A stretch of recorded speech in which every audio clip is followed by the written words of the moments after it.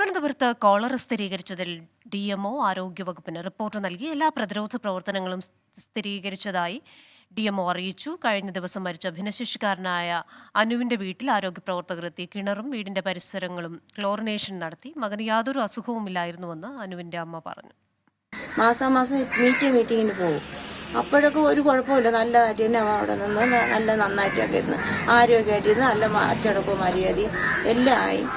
ഒരു 11-ാം തീയതി കൊണ്ടുവന്നിട്ട് കളക്ടറേറ്റ് കൊണ്ടുപോയിട്ട് 12-ാം തീയതി രാവിലെ കൊണ്ടാക്കി.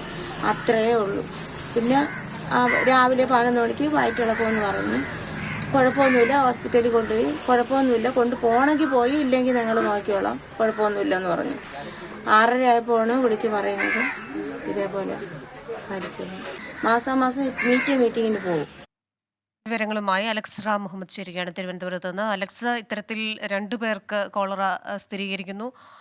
ആരോഗ്യവകുപ്പ് ഏതൊക്കെ നടപടികളാണ് സ്വീകരിച്ചിരിക്കുന്നത്? ഏതെങ്കിലും തരത്തിലുള്ള ജാഗ്രതാ നിർദ്ദേശം ഈ സാഹചര്യത്തിൽ നൽകിയിട്ടുണ്ടോ?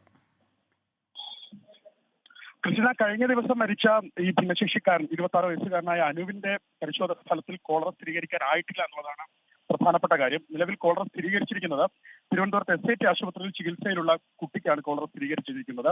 ഈ കാരുണ്യ സെന്ററിലെ അന്തേവാസിയാണ് ഈ കുട്ടിയും. മാത്രമല്ല 12 പേർ കോളറ ലക്ഷണങ്ങളോടെ മെഡിക്കൽ കോളേജ് ആശുപത്രിയിൽ ഇപ്പോൾ ചികിത്സയിലുണ്ട്. അതുകൂടാതെയാണ് SIT ആശുപത്രിയിലുള്ള ഈ കുട്ടിയുടെ സ്രവ സാമ്പിൾ അത് പോസിറ്റീവായി സ്ഥിരീകരിച്ചിരിക്കുന്നത്. തിരുവനന്തപുരം മെഡിക്കൽ കോളേജിൽ തന്നെയാണ് ആ കോളറ പരിശോധന നടന്നത് എന്നുള്ളത് പ്രധാനപ്പെട്ട കാര്യമാണ്. 2 കുട്ടികളുടെ സാമ്പിളുകൾ കൂടി ആ സാമ്പിളുകളുടെ കൂടി പരിശോധനാ ഫലം ലഭിക്കാനുണ്ട് എന്നുള്ളതാണ് ലഭിക്കുന്ന വിവരം. ഈ കോളറ സ്ഥിരീകരണവുമായി ബന്ധപ്പെട്ട് ജില്ലാ ആരോഗ്യ വിഭാഗം മേധാവി, അതായത് DMO DHS റിപ്പോർട്ട് നൽകിയിട്ടുണ്ട്. അതായത് ആരോഗ്യവകുപ്പ് ഡയറക്ടർക്ക് ഇതുമായി ബന്ധപ്പെട്ട റിപ്പോർട്ട് നൽകിയിട്ടുണ്ട്. എല്ലാ പ്രതിരോധ പ്രവർത്തനങ്ങളും സ്വീകരിച്ചതായി DMO തന്നെ വ്യക്തമാക്കുന്നുണ്ട്.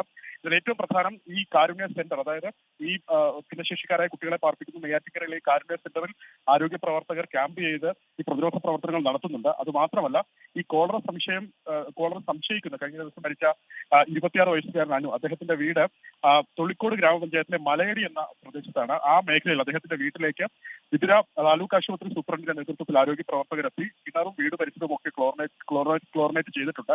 അത്തരം പ്രതിരോധ നടപടികൾ അവിടെയും സ്വീകരിച്ചിട്ടുണ്ട്. ഇതിൽ അനുവിന്റെ മാതാവ് നമ്മളോട് 24 പറയുന്നത്, ഷീല 24 പറയുന്നത് മകന് മറ്റ് അസുഖങ്ങളൊന്നും ഉണ്ടായിരുന്നില്ല എന്നാണ് അനുവിന്റെ മാതാവ് പറഞ്ഞത്.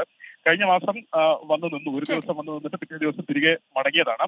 സംഭവ ദിവസം രാവിലെ അനുവിന് വയറിളക്കം ഉണ്ടായതായി വിവരം അറിയിച്ചു. മറ്റു കുഴപ്പങ്ങളൊന്നും ഉണ്ടായിരുന്നില്ല എന്നാണ് അനുവിന്റെ മാതാവ് ഷീല പറയുന്നത്. എന്താണെങ്കിലും 2 സാമ്പിളുകൾ കൂടി, ഇപ്പോൾ ചികിത്സയുള്ള കുട്ടികളിൽ 2 സാമ്പിളിന്റെ പരിശോധന ഫലം കൂടി ലഭിക്കേണ്ടതുണ്ട്.